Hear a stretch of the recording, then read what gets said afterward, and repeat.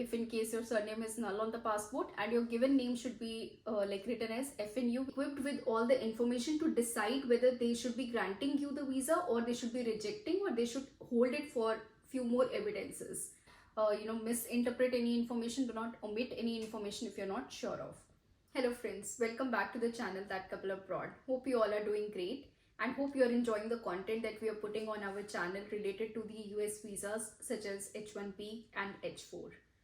So today I'm going to talk about a very important aspect related to the visa appointment booking for the US visas, which is the DS-160 form filling, which can be basically useful for any kind of US visas such as work visa, education visa, business visa, or even visitor visa.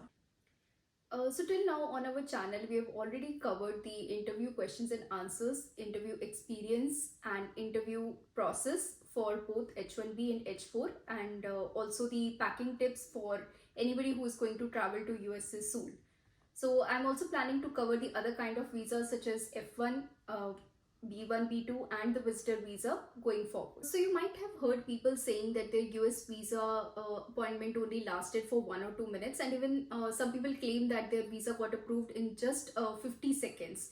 And even in one of my previous videos, I have shared my own H1B interview experience, in which I said that the visa officer, she kept on looking at her screen for around 5 to 7 minutes, and she was not asking any questions to me. And after looking on her screen for few minutes, she just said that your visa is approved and you're good to go.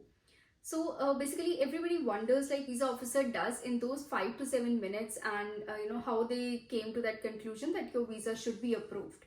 So that is nothing but the DS-160 form that they usually go through during that few minutes. And since DS-160 form has all the information related to you, your dependents and whosoever is traveling with you, they are well equipped with all the information to decide whether they should be granting you the visa or they should be rejecting, or they should hold it for few more evidences. So today we will see like how to fill the DS-160 form step by step. There are around 12 sections in DS-160, so we will go by each section one by one in a very clear and precise steps. And in some columns there are certain things to be considered specifically, that you either need to get clarified through your employers, or you want to have certain contacts handy, or certain things to be filled in, that I'll let you know one by one. So before moving ahead, I would just request you to go ahead and like and share our channel, and also subscribe to our channel if you're actually benefiting from it. If you're finding that the information is helpful and we should keep on creating such content that will help you in future, then it would really motivate us if you'll just click the subscribe button and press the bell icon to just get the notifications of what we are creating. And the love that you have already been showing to us in terms of likes and comments, we are actually getting very inspired through it, and we are planning to put up a very good content in future. So today I will walk you through the DS-160 form filling process. So before getting started, I hope everybody knows what DS-160 form is. Basically, DS-160 is a non-immigrant visa application form, and it's a one step that you have to do before you book your visa appointment. So it is mandatory for all kind of non-immigrant visas such as H1B, H4, L1, L2, B1, B2 or visitor visa. So it's very important that whatever information that you provide in DS-160 is thorough, and it should be accurate, and it should be honestly answered. You should not misinterpret or omit any kind of details while filling the DS-160 form, because that basically increases your chances of getting your visa denied. So as soon as you get your petition approved by the USCIS, the next step is that you can go ahead and book your biometric and counselor interview slots. So for booking that, you have to fill the DS-160 form, and the confirmation number that you get from the DS-160 form is basically linked with your visa application. Even when you will get your visa slot confirmation letter or email, you will see that there is a barcode on that letter, which basically is linked with your DS-160 form. And as soon as the visa officer will scan that barcode, or he or she basically has that information already readily available in their portal, and they get all your form, whatever you have filled in DS-160, it gets appeared on their screen, and it has various sections like your family details, your contact details, even your social media history, what you're going to do in the US, where you are going to stay, which all contacts you already have in the US. So all those information we have to fill in the DS-160 form. So today I'm going to show you a sample DS-160 form. So today I'll be filling that form with respect to an H-1B applicant. But as I've already mentioned that this DS-160 form is almost like 90 to 95% same for all the kind of visas like L1, L2, B1, B2, H1B, H4, and everybody can get benefited through it. So let's first open the DS-160 form. So to open it, I'll open US Travel Docs. So this is the first link that you'll get. So the very first thing is to choose the location from where you're filing this visa interview appointment. So I'm going to choose India. Okay, so in India also you see there are two options. If you'll click on this one, you'll get the English form, and if you'll select this one, you'll get the Hindi version of the form. So I'll go with the English version. So from here you'll have to choose the visa category you're applying for. So I believe like for most of us it is non-immigrant visa. So I'll click on the non-immigrant visa. There'll be certain notices like as you see here related to COVID, and then there are certain rules and regulations related to the visa appointment. So just go through these details, and once done, just close this wizard. So now there are options like to go through the details like how to apply, or there is an option to log in. So login is for those members who are going to create their profile. I don't recommend creating a profile because there is an easy option just to go scroll down, and here you'll find DS-160 information. So we'll just click on this. Now here it opens a window where it says complete your application. Since we are starting the application, so let's go here. Okay, then you have an option to go to this online non-immigrant DS-160 form. So basically this goes or routes you to a website which is caac.state.gov. So you can directly come to this also and access this DS-160 form, but I would still recommend going or coming through the US Travel Docs, where you are able to select your location and then come to this website. So here if you see there is an option to either start a new application or retrieving an older application which is already in progress. So you must keep in mind that once you generate one application number that is going to be linked to your visa appointment letter also, so that application number can also be used to retrieve your DS-160 information up to next 30 days. So that means there might be some instance where you're not going to fill the complete form at one go. There might be certain information that you need to confirm from your employer or maybe your colleagues or your family. So in that case, it's better to keep that confirmation number handy, and anytime you can resume filing your application. So let's get started. First of all, you have to select the location from where you are applying for the visa.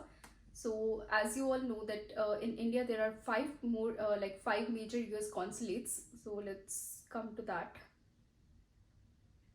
So it shows India, Chennai, Hyderabad, Kolkata, Mumbai, and New Delhi. So since I'm not from any of these five locations, so I'm going to select India, New Delhi, because my home is nearer to this location and I am well acquainted with this particular location. So you can choose as per your convenience.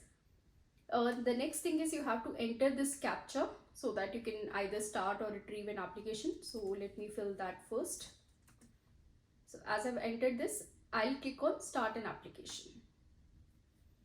So the next window shows you certain notices related to computer fraud and abuse. So just go through this thoroughly, and once you've gone through, you have to agree to it and accept that you're going to follow these instructions. And here is the most important ID, that is the application ID. So just make sure that you basically remember this application ID for your reference. So in case you don't want to store it anywhere, just write it anywhere, then you can also print this application ID for your later reference. So you see, like, you can also download this in the form of PDF. So right now I'm not doing anything. So let's go back to that window. The next thing is that they'll also ask you a security question, so that in case you're not able to retrieve your application just with this number, or you don't remember this number, then probably they'll ask you some security question which you have already entered, and you should remember what the answer you had given for it, and you can retrieve your already half filled application.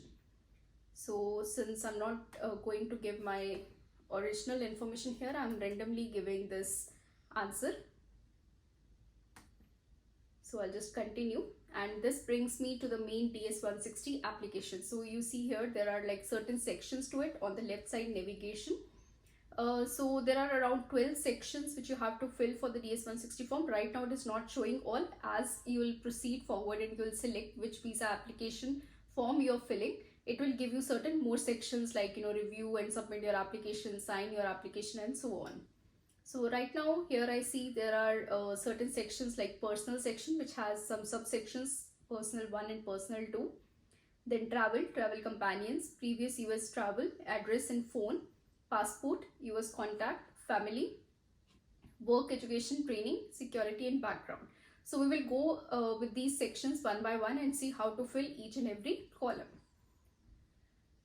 So just before proceeding, I would like to say that I'm going to fill this application from the perspective of an H-1B applicant, okay, which is a non-immigrant specialty occupation visa.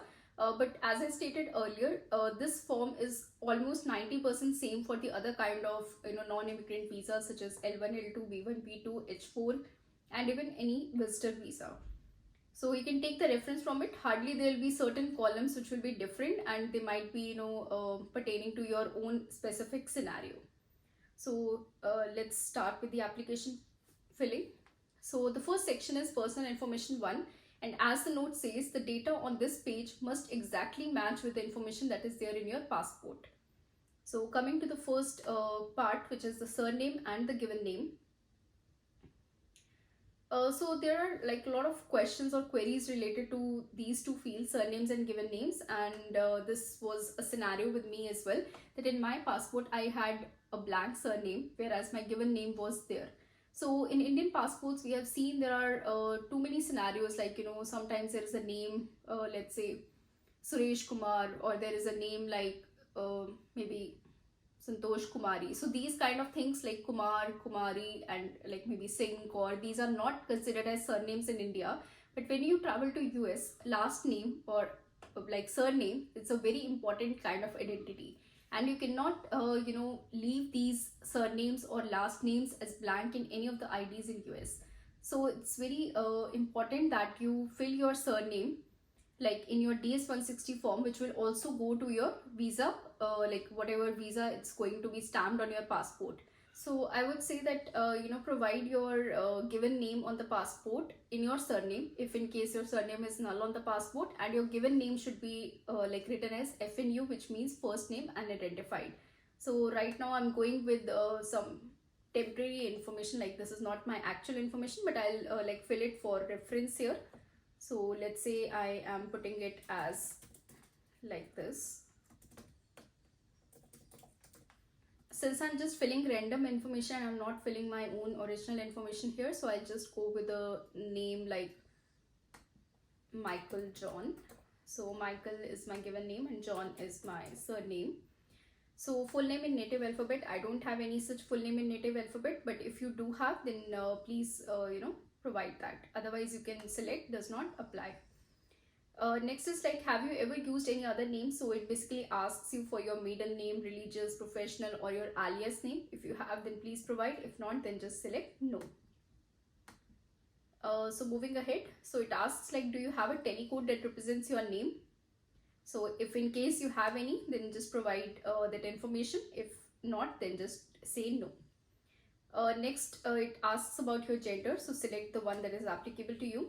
Then coming to the next section, which is marital status. So again, like whatever is applicable, just select from the drop down. Next is the information related to your birthplace and your birth date. So just provide a date, city, state, and country. So now here one thing to notice is like, let's say there is a point wherein your city in which you were born was renamed after some time due to one or the other reasons, then you have to provide the recent name which your city is being recognized with currently. So do not write the same city as it is there in your birth certificate, but write the city name which is right now in use. So again, I'm providing some date of birth here so that I can move forward, otherwise I won't be able to save this form. So let's say I provide a city name here. So you have to fill like the whole details. I'm just I'm just giving some reference details. Okay, so you have to go through this confidentiality statement, and then I would certainly recommend that you go on saving your form at each and every section instead of just saving or retrieving it at the end, because in case sometimes when you're filling the form and you get interrupted by any other work, or you have to like leave your system inactive, then certainly after some time your form will be reset. So it's better to save at every point. So right now it is asking me like it's asking me for a confirmation for the saving. So it is also stating that your application has been saved, and for the next 30 days you will be able to retrieve your application from the database by providing this specific application number and also answering the security question. So I'll say like, okay, this is fine, I'll continue the application. Now again, like it goes back to the same page which we have already filled. Now I can move on to the next section, which is the personal information 2. So personal information 2 is more of your national identification IDs, and in case you have held any other nationality other than what you are selecting in your current place. So here it asks me the country and region of origin, that is my nationality. So since I'm an Indian by birth, so I'm selecting here India. Next is like it's asking, do you hold or have you held any other nationality other than the one which you are indicating about? So in my case it's no, so I'm pressing no. In case you have any other nationality as well, then you just press yes, and if you press yes, it will ask you a few more questions, and then you can just provide those details as relevant. So next is the national identification number. So this is something like in US, let's say the social security number is some kind of a national identity, but since if in case you hold a social security number already, or you have a US taxpayer ID number or any other national identification related to US, then provide that. If not, then you just click does not apply. So again, after filling this much, I am going to save my application. So see, this gives me an error because I just left one question unanswered. So here the question is, are you a permanent resident of a country or region other than your own country or region indicated above? So right now I don't have a permanent residency of anywhere else except India, so I'll press here no. So in case you leave any question unanswered which is mandatory, then it is going to give you certain errors like these, and it will not allow you to save the application and continue further. So once this is answered, I'll again press save and I'll move forward. Again, I'll press continue application. So now the personal information is done. Next information is related to the travel. Okay, continuing with the application, let's go to the travel information. So this is basically the information which concerns your travel plans. Okay, first of all, very important drop down. It asks you the purpose of trip to the US. So basically this is the visa class you're going to apply for. So let's see what are the options here. Since I'm filling for an H1B applicant, so that means I'm a temporary worker, so I can select temporary worker from here. If in case you are any other kind of you're applying for any other kind of visa like a student visa, so you can select academic or the language student. So this is for temporary worker. Then if in case it's a business visa, then you can select temporary business pleasure visitor. In case you're coming on L1, L2, then you have to select intra-company transferee. So these are all the kind of visa options. So right now I am going to select the H1, which is temporary worker. Okay, so now specify like which kind of temporary worker you are. So there are multiple options, because you can be an H1B applicant, you can be a dependent of an H1B applicant. So from here, since I'm applying as an H1B, so I'll select specialty occupation. If not, then let's say you are filing for H4 visa as a spouse or as a child of an H1B primary applicant, so you have to select accordingly. So if in case you are a child, then child of an H, which is H4. If you're a spouse, so you can select spouse of an H, which is H4. So right now I'll select specialty occupation H1B. So next it asks me for the application receipt and the petition number. So this is basically a number which you will get from your employer who has filed your H1B. And even in case of H4, let me show you what you get in case of H4. In H4 also it asks you this application petition number, but additionally it also asks you the name of the primary applicant, which is your H1B applicant. So as and like whatever is mentioned on the passport of your H1B applicant, just provide the names accordingly. So right now let's go back to the H1B. So this application petition number is usually 13-digit long. You might see the example given here. The first three are basically some alphabets which represents from which center your petition is being approved or where it is being worked upon. So there are multiple such centers. For my case it was LIN, so I'll just provide LIN, then I'll provide some random number, but it has to be a 13-digit number. So this is how the application or the petition number will look like. You can get this number from your employer. Once you have filled this, next is like, have you made any specific travel plans? If yes, if you know on which date you're going to travel or which week you're going to travel, so you can specify it yes. But if not, and you just have an intended plan or you just have a tentative plan, just mention it as no, because there is no specific travel plan. If in case of no specific travel plan, you have an option to provide an intended date of arrival, and please make sure that you do provide this date. Okay. So I am filling now and I intend to, travel in the month of December. So here I'm going to mention it as 10th December 2022. After filling the intended date of arrival, next is the intended length of stay in US. So this is a very important thing.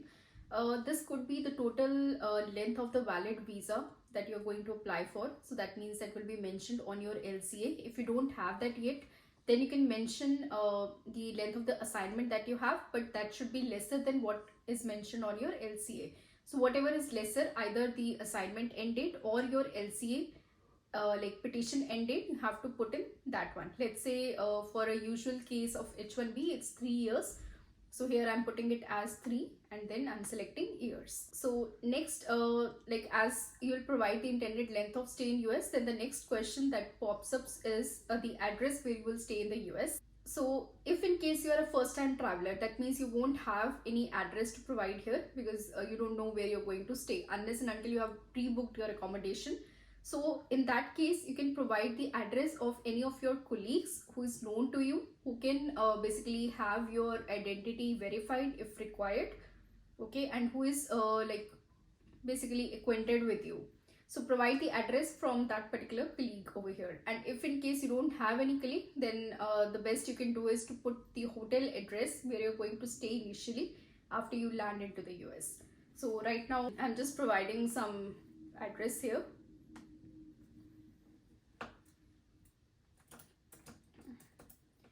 Okay, I'm just randomly providing some address, and let's see. Okay, then you have to select the state, any of these. Okay, so I'm selecting Michigan, then zip code if known. So it's not mandatory, but if you know that, you can provide a 7-digit zip code. Then next important question here is the person or entity who is paying for your trip. So now in case there are multiple options. For H1B, usually it's the employer who basically pays for the whole trip. In that case, it will be the US petitioner. If in case you are filling this application for H4, then you can also mention self. If your husband or you yourself or your spouse, maybe your wife is paying for you, then it should be self. But if in case you are filing this application for B1, B2, then it can be other person or other company and organization. So just check this with your employer. In our case, it was the employer who was paying, so we selected US petitioner. And in case of H4, in our case, we again selected US petitioner because it was being paid by the employer for both H1 and H4. So once you select this, you have to save the application before moving forward. Again, like continue the application. So in this section, you have to provide any companions who are traveling along with you. Let's say you are traveling with your spouse or your kids, then you have to mention that. In case you are traveling alone, then mention it as no. Are you traveling as part of any group or organization? If you will say yes, then you will have to provide the information of that group or organization. If not, if you're traveling alone only with your family, then just press it as no. Next is like they ask you enter the persons traveling with you. Now this is not related to this group or organization. This is related to the answer. Are there any other persons traveling with you? So in case your spouse is traveling, so in case let's say in my case my spouse was traveling. Okay, so I'll provide a name here.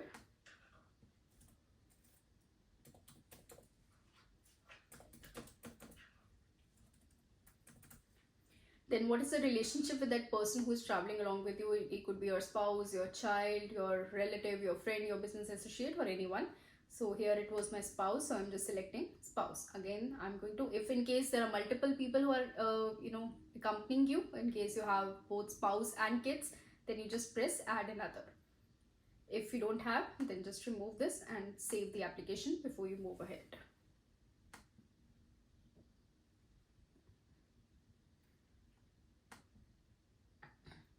Coming to the next section, which asks about your previous US travel information. So again, like if you see the note here, it says like provide complete and accurate information to all questions that require an explanation. If you feel like you're hiding something or you're not sure about something, then please do confirm it with your colleagues, with your employer, with anyone who can advise you on this. But don't misinterpret any information. Do not omit any information if you're not sure of.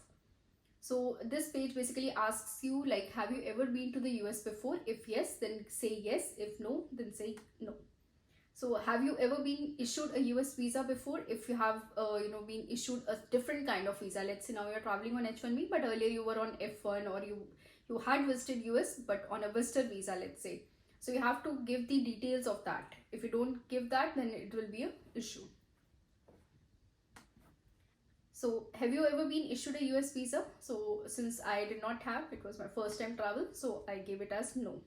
So have you ever been refused a US visa or been refused admission to the US or withdrawn application for admission at the port of entry? If any of these case applies to you, then write yes. If no, then press no.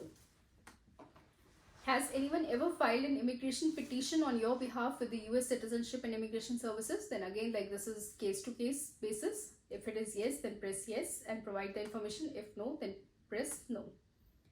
Just save this. So the next section is address and phone information. So here, home address. Home address is basically not necessarily the address that is there on your passport. It should be your current address where you are staying. So provide that address here. I'm going to provide a random address here. So select the country and region.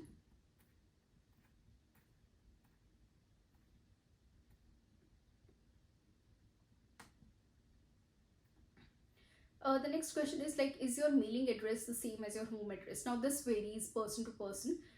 For us, it was like our employer had instructed us to give the mailing address as the employer address, not as our personal address, so that any correspondence that should happen, like let's say I-797 form or anything that comes, it should come to the organization first, and then organization should route it to our address. So in that case, my mailing address was not my own the residence address that I provided over here. So in this case, I marked it as no, so that it should ask me the specific address that I want to provide from my employer. So I'm going to provide a random address again for my employer.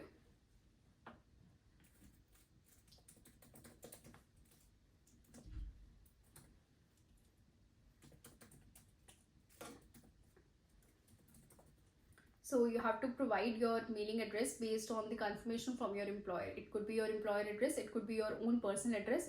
If it's the same address where you are currently staying, then just press it as yes and it will autofill the address. So in my case, it was no because I had to give my employer address, so I've given so and so. Next is the phone numbers. Phone number, you have to provide all the three: primary, secondary and work number. I would recommend, although it says that if you don't have a secondary number or a work number, you can say it does not apply. Primary phone number, it should be the number that you are currently using personally, so provide that. Okay, give any number. Then secondary phone number, it should be, in my case it was my organization contact number, so I provided a contact number from my organization. Then work phone number is something that you use usually on your work desk, okay, so that in case it's not reachable for the above two numbers, then they should be able to reach you on your work phone number. So have you ever used any other phone number in the last 5 years apart from these three? If yes, then press then provide that information. If no, then just press no. So again, email address here, I would always recommend to provide your the email address that you are using in your organization, so that that's a valid one and it's regularly in use, and all the correspondence should happen to that email address only.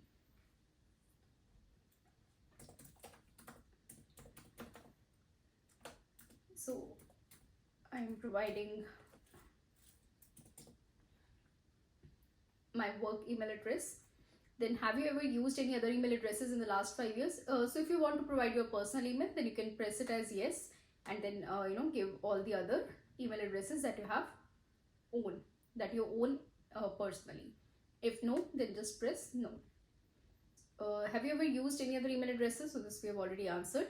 Coming to the social media. So now many people ask this question, like, do we actually need to provide social media? How it's going to impact their application? Like, is it basically reviewed by anyone once you provide this whole information? Like, does it impact the visa refusal or visa acceptance? So as far as like I have discussed with my employer and my colleagues, so we are definitely asked to provide our social media handles just for the verification purpose. They do not refuse a visa based on that. So it's better to provide the social media presence information if you have, and to not hide it. So there are multiple platforms that they ask for, like Facebook, Instagram, YouTube, so Twitter, all these kind of things. Wherever you have any kind of presence, just mention that one by one. Select none if you don't have any or you don't want to declare any. Then saving this form here, let us continue with the application. So coming to the next section, which is your passport information. So here it asks you the travel document type, which usually is the passport in our case, and passport is the regular passport here. Provide your passport number here. Okay, so after this you have to provide the passport book number. If you have any mention on your passport, then just provide. If you don't, then just mention it as does not apply. So next is like which country or authority have issued you your passport or your travel document which you're mentioning above. Then just mention that country name. Where was the passport or travel document issued? Again, you have to provide the city, state, okay, and the country. In this case, again, they mentioned that the city name has to be the current name. It cannot be the name that was mentioned on your passport and like later on it was renamed. It should be the name which is currently in use. So let me mention it as XYZ. Okay, state, let's say UP, India. Then what is the issuance date and what is the expiration date? So just mention that same thing over here.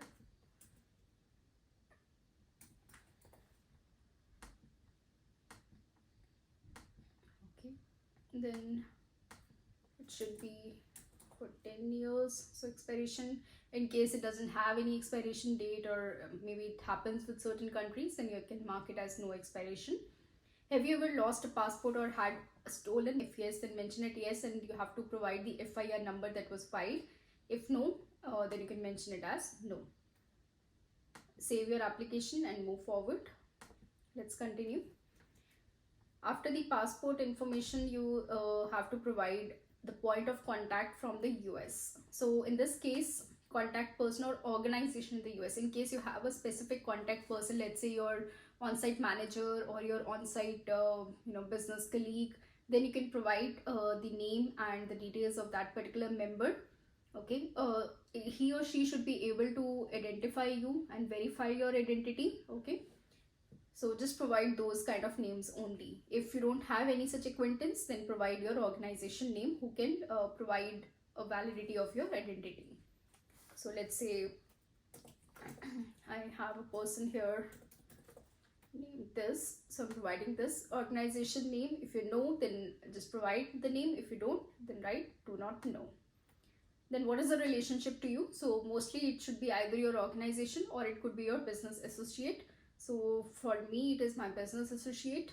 If it is an organization, then it could be your US petitioner. So I'm marking it as business associate. Now next is the address and phone number. Now whosoever person you have mentioned in the above section, then just provide his or her street, the address. That could be the street address, the city, the state, zip code, phone number, and the email address. So you can provide that.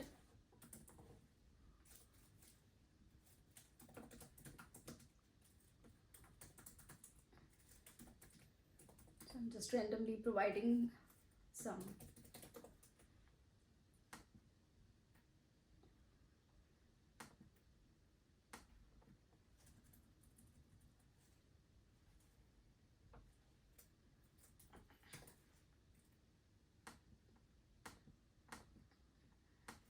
Zip code. Okay, then phone number. You have to provide a phone number so that he or she can be contacted. If you have the email, then provide email as well. Again, save this. Continue with the application. Next is your family information. So family information and the relatives.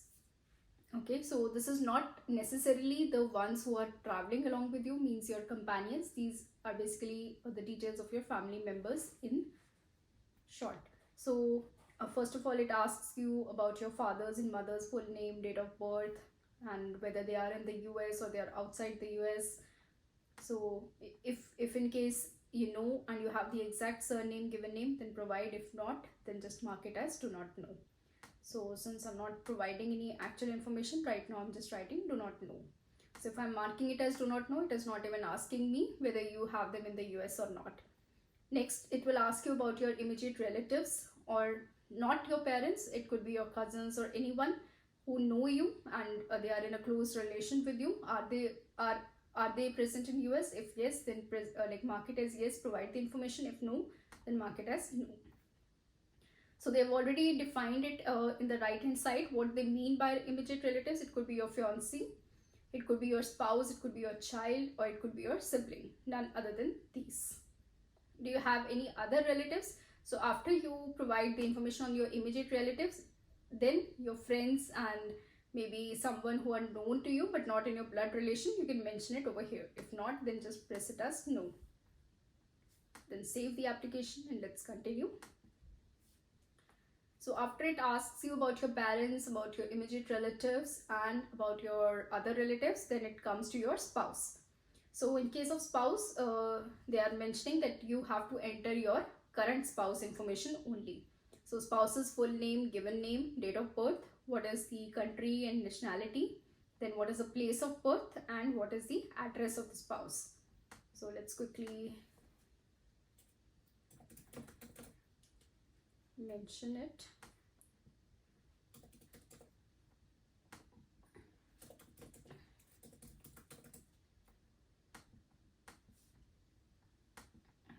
So again, I'm randomly giving some information here. Okay, nationality, let's say I'm marking it as Indian, although the name doesn't seem to be, but it's just a random information.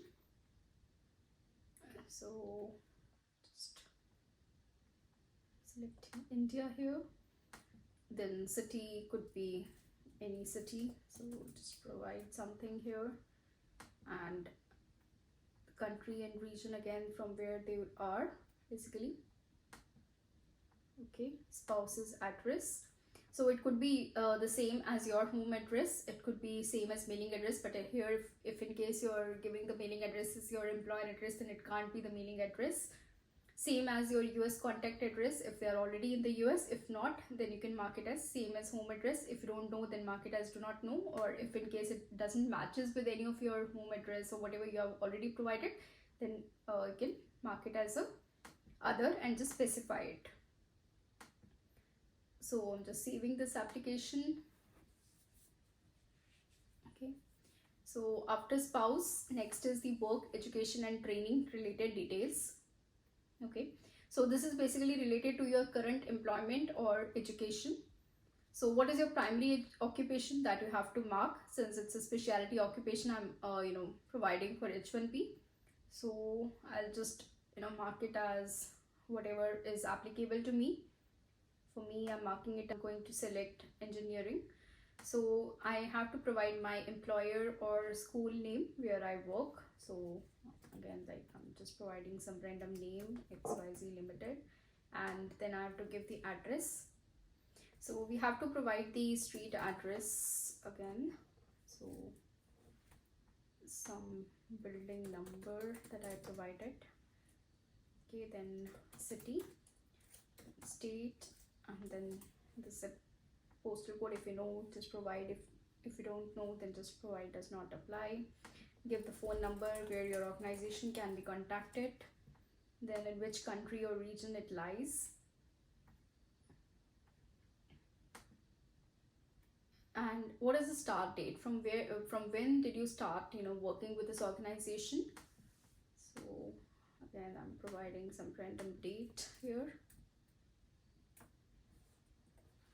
Then what is the monthly income in your local currency? So here you don't have to provide your USD income, which is there in your LCA. And if employed, then only you have to provide. If let's say you are filling it for H4, then you don't have to apply. If he or she is not working, then just mention does not apply. If it does not apply, then just mark it as does not apply. Otherwise, you just provide your monthly income. So here I'm randomly providing some number, and then you have to provide your roles and duties that you do in your organization. So let's say you are some developer. So here I'm writing I'm a Java developer. So I'll just save this information. Okay, now here again it shows me some error. So just check what it shows in the error and correct accordingly. So most of it's showing me wherever I'm providing some special characters, like let's say here in the name of employer I wrote it as Ltd Limited in the abbreviated form, and I put in a period, but it was not allowed in this field. So I just corrected it, and let me save this, continue with the application. Now after providing your present work, training, and whatever school information is there, you have to provide some previous history as well. So let's move on to that previous history form. So were you previously employed? So let's say I've mentioned that I am employed with this organization since 2004, but I was not employed before that. So I'm going to say that were you previously employed? No. But if you were, then you have to provide whole of that history. Have you attended any educational institutions at a secondary level or above? Like certainly if you have attended any school, secondary school, then undergraduate, postgraduate. So in case you have both undergraduation, post-graduation, then just mention those two. If not, then provide all the other information that you have, like high school, secondary school, and then your undergrad. So you can mention it yes and provide all this information. So it also asks you for the name of the institution where you studied, and then what was the date of attendance from and to. So right now I'm not going to fill all this information, so I'm just writing no. I'll just save this application again and I'll continue. Now some educational information again. So these are some specific questions, like do you belong to a tribe or a clan? If yes, then just say yes and provide the name. If no, then just write no. Provide a list of languages you speak. Let's say we speak English and we speak other languages, whatever are your regional languages or your mother tongue, then just provide. Let's say here I'm providing Hindi in my case. Have you traveled to any other countries or regions within the last 5 years? If yes, then mark it as yes truthfully. If no, then just mark it as no. So in this case, like let's say you have traveled to any country in the last 5 years, and there might be multiple travels, and you have to provide whole of the history. Then do not hide any of the visits. Okay. And if in case you say yes, let's see what are the other fields that you get. What was the country or region where you visited? Okay, so you have to just mention that. So here I'm marking it as no. Have you belonged to, contributed to, or worked for any professional, social, or charitable organization? If you have worked and you have like some kind of evidence for that, then just mark it as yes. If no, then mark it as no. Do you have any specialized skills or training such as firearms, explosives, nuclear, biological, or chemical experience? Then if any of these applies to you, then mark it as yes, otherwise no. Have you ever served in the military? Again, depending on your personal scenario. Have you ever served in, been a member of, or been involved with a paramilitary unit, vigilant unit, rebel group, guerrilla group, or insurgent organization? If yes, then mark it as yes. If no, then mark it as no. Do not omit or hide information. Again, save this form. I think we are mostly to the end, towards the end of the form. Okay, so next part is related to the security and background. So you'll get a couple of questions over here wherein you have to provide the honest information. Just read over all the questions, what they're asking about, and then just mark it as yes or no based on your personal scenario. So these are mostly related to any kind of diseases you're undergoing, or any physical disorders, or any kind of drug addiction that you currently have. So just mark it accordingly, yes or no. So for me it's all no. I'll just save until this point and I'll say continue application. So there are 5 parts to it. I'll read all the questions and as per my scenario I'll mark it as either yes or no. So this is all related to any violence that you were related to, maybe any kind of conviction that you had, or engaged in any conspiracy or violation of any law. Okay, so they also confirm, like, are you coming to the US to engage in any unlawful activity? If no, then mark it as no. Have you been ever involved in money laundering? Yes or no. Have you ever committed or conspired to commit a human trafficking? Have you ever knowingly assisted with any crime or anything? Or like, are you associated with any such spouse or your kids or individuals who have committed such kind of crimes in the past? So mention all of this. Then they'll also ask you, like, basically they have to make sure that your background is clean, clear, and there are no threats to their security by your visit to the US. So they're asking such kind of questions like, have you ever been involved in any terrorist activities or any kind of violations? Okay, or you have ever provided any kind of financial assistance to any such people who were involved in these kind of activities? Okay, so you have to read these all thoroughly and then answer it.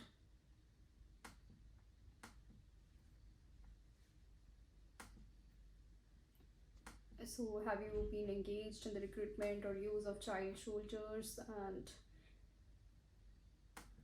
okay,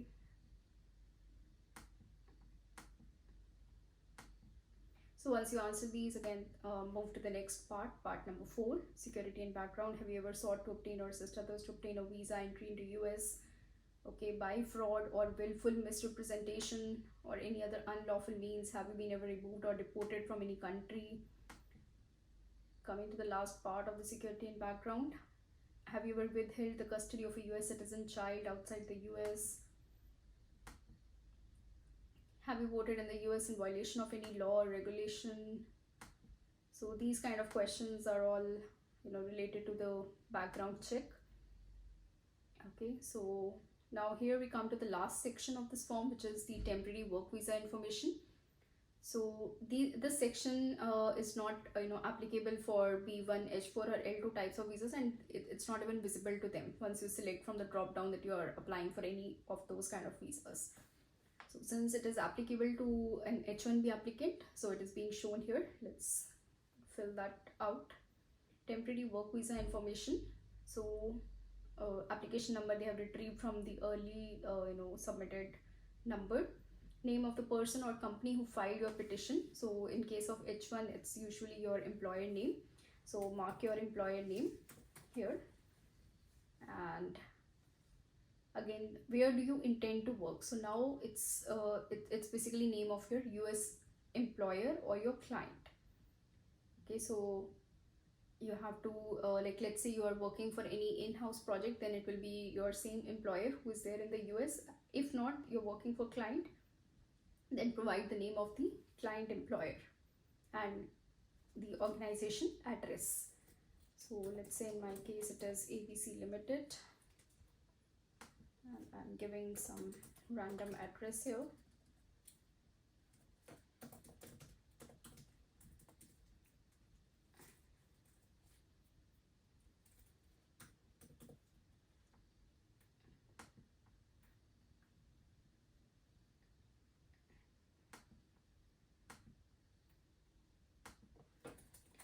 Now here comes your monthly income, but this should be in USD as per your LCA. So whatever is the number given in your LCA, then just give the exact number over here. Save this form until this point. You should be good to go. Next is reviewing your form. So once you have filled your form up till this point, they'll give you a chance to review and edit any of the information which you feel is not correct or you have interpreted here. Then just go over this very thoroughly. If everything looks fine, just move to the next thing. So one by one, they'll give you a chance to review your personal, travel, contact, family, work, security background, temporary work visa, all these informations. So you have to go over it thoroughly. Okay, I'm just pressing next because I know I've mostly not filled this information and this is not my exact original form. So once I've done with the review, next it asks me about my location information. So this is the location where you'll be submitting your application and current location. Okay, so and this is ideally your US consulate information where you're going to appear for your visa interview. Next is to sign and submit your application. So again, they say that you have to read the following information very carefully before you submit and sign the application. Okay, so just sign, just go over this information very thoroughly, and then only say that I certify that I've read all this and I'll not be involved in any of these activities which are objected. The next question is the preparer of the application, did anyone assist you in the filing out this application? So as I'm filing as an H1 applicant, so most of our cases we do it on our own. So I'll mention it as no, that I filled it on my own. If in case it's an H4 spouse, so that can mention that maybe my spouse has helped me in filling this application, then you can mark it as yes. So next is the e-signature. You have to mention your passport number, enter the captcha code, then just sign and submit the application. So this will end the DS-160 form filling for you. Once you are done with this, you will be able to even print that application form and take it along with you during the interview. Hope you would have found it useful, and I have mostly gone through all the columns and all the sections of this application, but still if you feel anything got missed, you can mention it in the comment section, and if you have any queries and questions, then please do let me know in the comment section below. I'll definitely try my best to answer and reply to each and every comment over there. Hope you'll find this video informative. If yes, then please do like, share, and do subscribe to our channel if you have not already done. And apart from this, I will be going over the packing tips if you're going to travel very soon to the USA. We already have it in the Hindi language, but I'll be creating one in English as requested by a few of our viewers. I'll see you in the next video. For this, I'm signing off. Thank you.